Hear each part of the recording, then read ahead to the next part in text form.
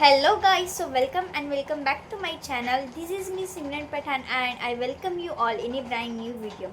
So basically you all have got an idea that after seeing thumbnail that this video is going to be about my class 10 CBSE board result. So बिना time waste किए video को start करते हैं.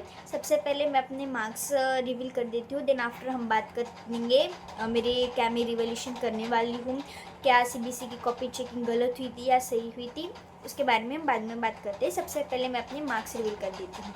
So first हम बात करते हैं English की.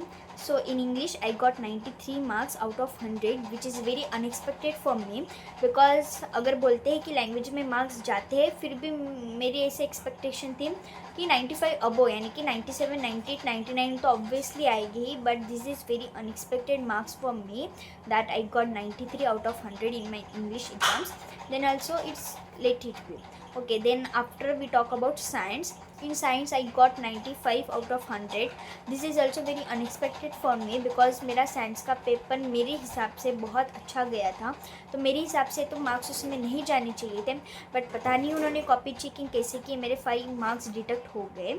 देन सबसे शॉकिंग रिजल्ट तो मेरे लिए मैथ्स के मार्क्स थे, because in maths I got 84 out of 100 which is very shocking for me, because मेरे हिसाब से मेरा एक भी ना MCQ गलत हुआ था ना कौन सा आंसर गलत हुआ था कि मेरे इतने कम मार्क्स आएंगे, बट आई डोंट नो कि उन्होंने कॉपी चेकिंग कैसे की. Then we talk about computer में मेरा इंफॉर्मेशन टेक्नोलॉजी था, 402 कोड था जिसका. In that I got 96 out of 100. उसमें भी पता नहीं, मैं बहुत शॉक हूँ कि उसमें भी मेरे मार्क्स कैसे गए. सो हमारा इंग्लिश हो गया, मैथ्स हो गया, साइंस हो गया, कंप्यूटर हो गया. So now we talk about social.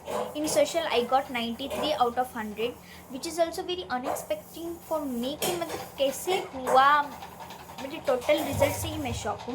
Then last we talk about Hindi में आई गॉट 95 आउट ऑफ 100. ऐसे बोलते हैं कि हिंदी की कॉपी चेकिंग स्ट्रिक्ट होती है, बट इतनी भी क्या स्ट्रिक्ट हुई थी कि मेरे 5 मार्क्स डिडक्ट हो गए थे. सो इन टॉप 5 सब्जेक्ट्स की अगर परसेंटेज कैलकुलेट करते हैं तो मेरी परसेंटेज आ रही है 94.40%. सो अभी हम मतलब बात करते हैं कि मेरे तो हिसाब से मेरे एक्सपेक्टिंग परसेंटेज जो थे लास्ट 98% मेरा एक्सपेक्टिंग परसेंटेज था, बट आई नो ये बहुत कम हो गए. इसके लिए मैं भी खुद शौक हूँ कि ऐसी कैसी कॉपी चेकिंग की गई थी. एंड अभी बोल रहे कि थर्ड पार्टी कॉपी चेकिंग हुआ, कैसे हुआ.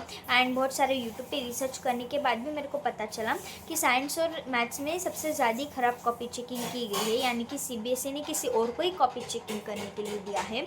तो और CBSE जैसे हमको पहले बोल रहा था कि लीनियंट कॉपी चेकिंग होगी, मॉडरेशन पॉलिसी होगी. अगर moderation policy lenient copy checking को फॉलो नहीं भी किया गया तो स्टूडेंट ने एटलीस्ट जो सही लिखा उसके तो मार्क्स देते थे, अगर मॉडरेशन पॉलिसी फॉलो नहीं करनी थी तो.